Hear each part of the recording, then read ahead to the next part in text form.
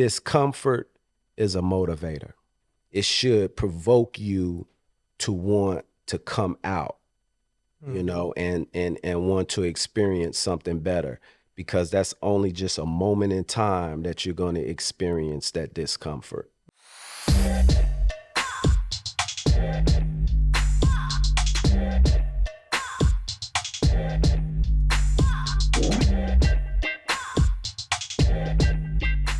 And I got a special guest, man. He just flew in recently. He just joined the team here at the barbershop, man. So we got big things planned for this gentleman. I'm going to let him introduce himself. None other than Mr. Mark Jones. What's going on, Mark? What's going on, Reg? How you doing, Man, I'm doing wonderful, man. Mark, let's go ahead and get into it, man. Tell them about yourself, man. Where you from? I see the socks hat on, so I already got a clue. I already know. But tell them where you from, man. How you got into this barbering thing, man. How it changed your life, and just, man, where you at with it now, man. Let's talk.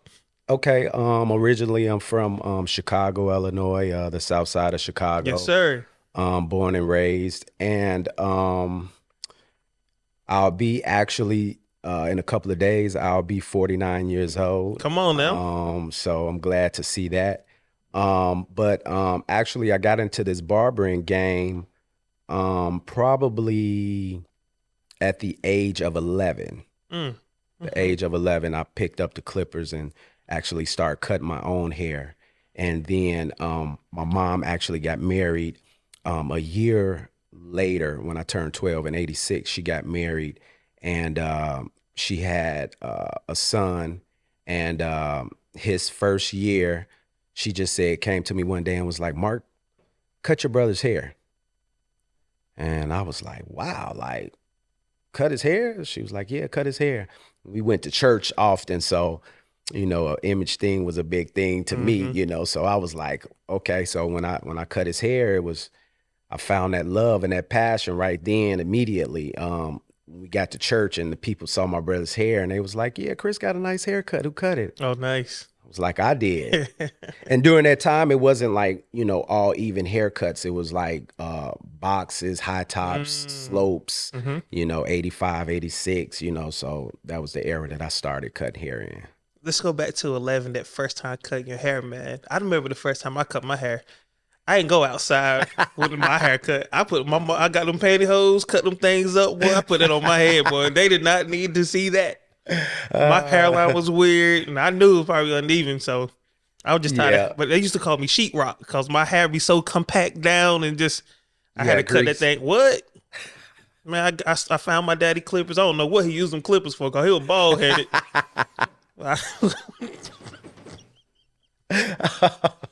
I put that do-rag with that pantyhose on. So tell me about your first haircut. Did you walk outside with your haircut? I did, man. I did. How did it go? It was good. People didn't recognize it because, you know, really during that time where in my neighborhood, it wasn't a lot of haircuts going on. You know, right. Walking around just pretty much natural. So when I cut it, I just gave myself an all even. And then I had like 2 parts on the side, and then I had like 2 parts in the back. So I was kind of being a little stylish, but I didn't get any recognition, anything like that. Okay, so you didn't do too bad then. Nah. Because in my neighborhood, oh man, the jokes would have been flying, but I probably still have a nickname today for messing my haircut up. Them jokers in my neighborhood wasn't getting haircuts up. Oh yeah. Now, I know you say you're from the south side. What neighborhood? Well, originally I grew up on 77th and Loomis. Okay. And then my mom thought that by moving out to the suburbs to Harvey World, that it would be a better, you know, environment, which it wasn't. It was pretty much the same thing. So I grew up in Harvey, Markham area. Yeah, it's probably like 15 minutes south of the city. That's what's up. Now, I'm going to tell you something, man. My world outlook on Chicago is skewed. I've met only amazing people from Chicago, especially women. All the women I ever met from Chicago were amazing women. Shout out to all of y'all. Y'all know who y'all are, man. Y'all amazing women. But how is it in Chicago, really? Because I only go and visit, and I only meet people that's from Chicago. How was it in Chicago, man, like family and just... Social life, man. Chicago Back is a then, anyway. yeah, Chicago is a great city to It's grow up beautiful, in. bro. Yeah, it's beautiful. It's, semi clean, Mm-hmm. and most of the families that's in Chicago started out, they're from originally from the South. So, Mm-hmm. it's a lot of good people, good-hearted people. That makes sense. Yeah, we Yeah. get judged for our aggression. We are a little aggressive, you know. I was talking to somebody about that not too long ago. We are a little aggressive, but we are a loving type people. Mm-hmm. You know what I'm saying? So I think that's where the aggression comes off a little bit because we kind of love hard, and once that you know Mm-hmm. somebody step on that, then it's pretty much okay. I remember the first time I met a fly Chicago dude, man. And he didn't even want to look at me in my eyes. He looked at me from the side like that the whole time. But I realized that's who he was. It was no shade against me. It was just who he Mm-hmm. was. And he's cool and he's funny as I don't know what. And you Mm-hmm. want to know who that is? Who? Erskine Reeves. That's a Erskine. good dude, bro. Erskine is a good dude. But when we first met, I guess he done heard that people always compared us like looking alike. Like, yeah. People used to get us mixed up sometimes. Are So when y'all the he same height? same height. We used to have the same haircut. Crazy. I didn't never see his haircut, even when he had like the hair in the back. Yeah. I had that same haircut. We used to dress similar. Erskine way flyer than me though. I give him that. I give him that. But Erskine a good dude, man. Now talk about this, man. You're a military vet, by the way. Yes, I am. How was that decision, man? Like leaving Chicago, bro, going into the military. I was happy. Okay. I was happy. I was trying to find my way. I knew that school wasn't actually what I wanted to do, but I wanted to use that tool to possibly go to school if I decided that I wanted to do that. But I knew from graduating from high school that I wanted to cut hair out the gate. I mean, I had met some barbers at that time in the 90s. I started cutting hair professionally in the shop, went to school in 93. Um, to hear a barber making, $80,000 at that time, it was like, wow, I can be right there with the D boys. Mm-hmm. So that's what I wanted to do out Yeah. the gate, cut hair.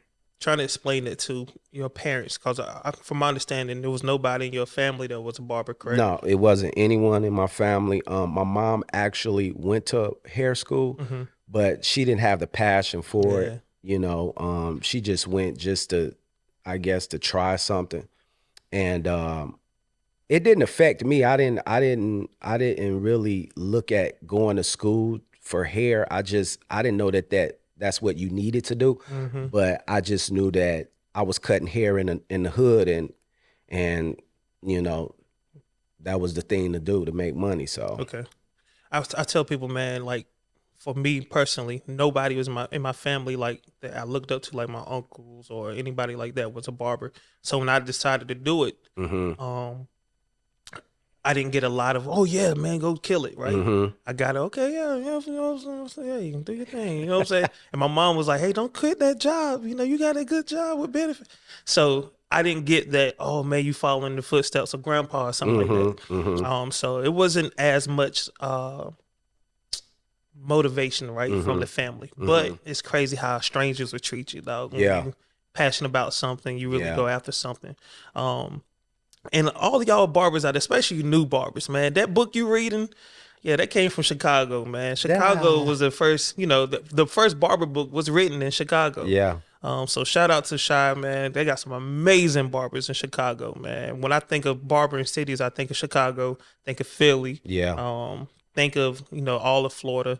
New York, okay. They got some solid barbers in New York. I don't know a whole lot of them though, No, I don't either. Um, but definitely Chicago's on the list of amazing barbers. Now you got out of the military. Did you cut in the military as well? No, I didn't. I only did a few cuts when I went to the sandbox to Mm-hmm. Iraq. I was cutting then, but actually I was just a reserve Okay. in the military, so it was just a part time. That's a great opportunity Yeah. still for a lot of people. Yeah. Yeah. Yeah. So what made you get out of Chicago altogether, man? Because you moved to South Carolina. Yeah, right? well, actually, the first place that I went to was Atlanta. Okay. Oh man, what year was Yeah, that? that was in '03. Okay, y'all. He would not be on any of the bike. What was it? What was the The joint that used Freak to, Neat. He won't be in But I did go to Freak Neat Oh Lord. in '93. Oh God. So, but I was 18, so I was a little bit too young to even go to like the clubs. But you didn't even need to go to Oh yeah. you didn't even need to go to the Y'all, when this clubs. documentary drop, I will be looking for Mark. Hopefully, I'm not on that.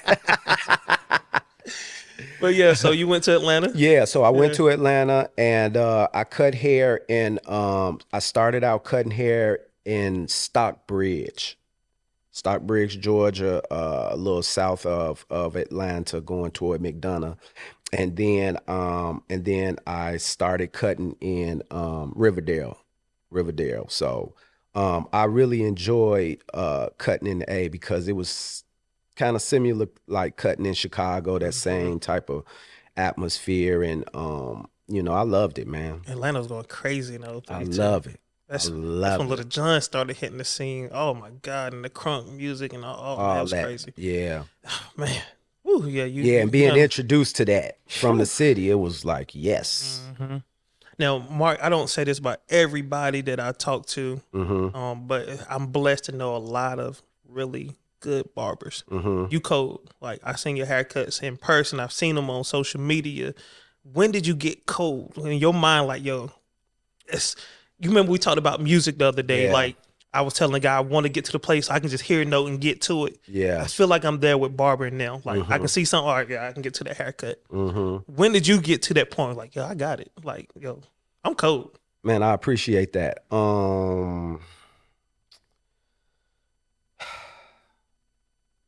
I think when I started cutting in the A. Mm-hmm. When I started cutting in the A, and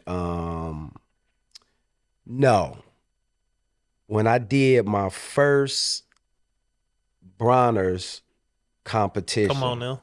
Yes, sir. the total look, Mm-hmm. when I did my first Bronner's, and when we got done, and I had no idea what they were looking for. Mm-hmm. But when we got done, and I used my cousin, he had like that real good grade of hair. Mm-hmm. And um one of the barbers asked me how long I had been cutting. And he was like, "Bro, you got a good hand." And I had never heard that. You got Mm-hmm. a good hand. And I was like, okay, I got something. That's dope, man. Yeah, I got something. That's dope, man. I know you're a motivated brother. Mm-hmm. I seen it. And we talk about it. But we're human, right? Right. And we go through some of those moments in life where we're down and we question ourselves, or we feel like we kind of lost in that wilderness space, right? For those 40 years, like the Israelites, right? Right.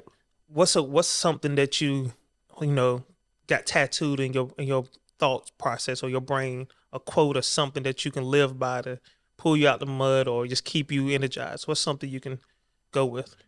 Discomfort is a motivator. Mm-hmm.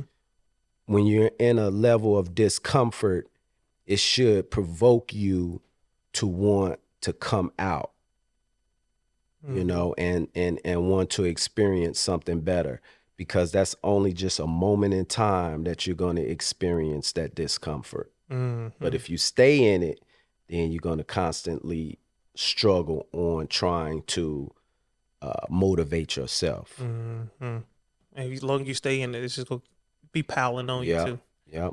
Yeah, man. Give the people one more quote, man, that One they can more take quote. today, man. Passion, perseverance, consistency equals accomplishment. Yes, sir. Y'all heard it here, man. Mark Jones, man. Mark, how can the folks find you, brother? You can find me on Mark Biz Jones Facebook, or you can find me on the_fade shop 1. Yes, sir.